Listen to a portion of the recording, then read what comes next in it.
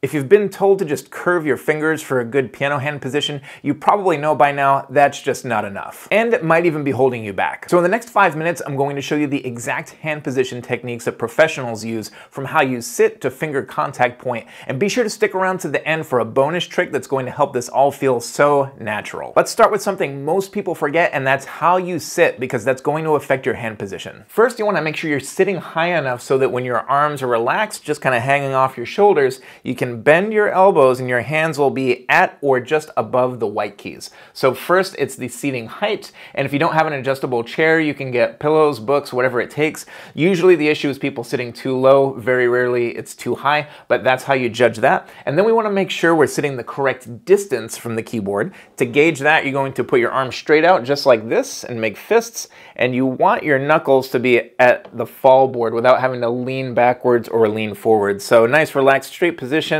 knuckles about here, and you're good on your seating position. Whether the thumb's playing or not, you should hold the thumb so that it's at about a 45-degree angle to the keys. I like to call this the thumb perch, because when you're doing it right, the thumb basically acts like a perch that holds your wrist in the proper position. Often when students are playing with a flat thumb like this, see what happens to the wrist instantly? Flat thumb, wrist goes down, much harder to play with a good hand position. So make sure you get that angled thumb perch, and this will be just where you want it to be. A lot of students struggle with finger joints collapsing, especially beginning students, so let's talk about joint stability. A lot of teachers suggest holding a ball or putting your hands on your knees and feeling those curved fingers. I have a problem with that because when you hold onto something, it's a very different sensation from playing the piano. It's kind of an apples and oranges thing. So I like to show students this exercise. It's the spider exercise. So rather than holding onto something, we're actually going to start with a closed fist, kind of like this on a flat surface, and then slowly open up your hand until it's basically a sort of spider shape and you're standing on the tips of the fingers. Now we want to feel those stable joints, and you can even kind of test this by gently pushing against those joints and trying to resist that with this hand. However, we don't want to tense up. Keep that in mind. We want to stay relaxed, but gently resist. We're sort of reinforcing the muscle memory of what those stable joints feel like. Now let's talk about finger contact point. That's the part of your finger that actually touches the keys. When we play with flat fingers, we're usually playing on the pads of the fingers, and what we want is the tip of the finger, not the fingernail, but just the tips of the fingers. And a good exercise you can do before you play is to make circles between the tip of your thumb and the tip of your other fingers, making sure it's a true circle, not a sort of shadow puppet or an ovally shape, but a true circle, feeling this contact point where this finger touches the thumb. And you can do that gently with each finger touching the thumb.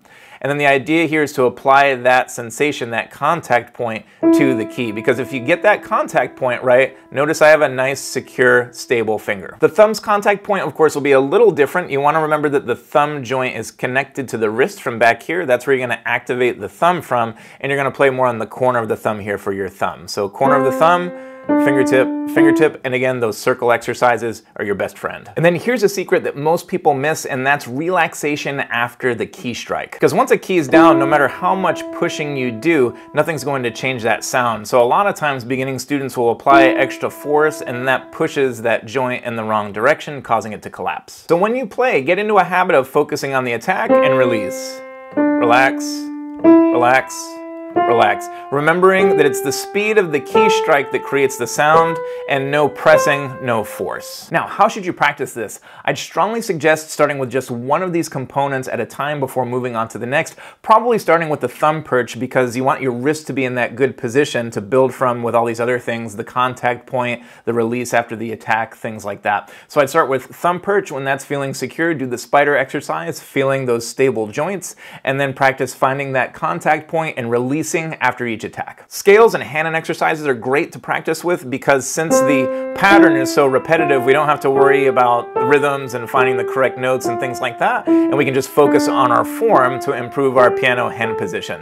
Now here's that bonus tip I promised you, and it's gonna feel too easy to be true, but I'd love for you to try it. Let me know what you think in the comments. So here's the exercise. You're going to put your hands by your sides, relax your arms, and just have a normal U hand. Like if you're walking down the street, just what a normal, relaxed hand would be like. We're not even playing the piano.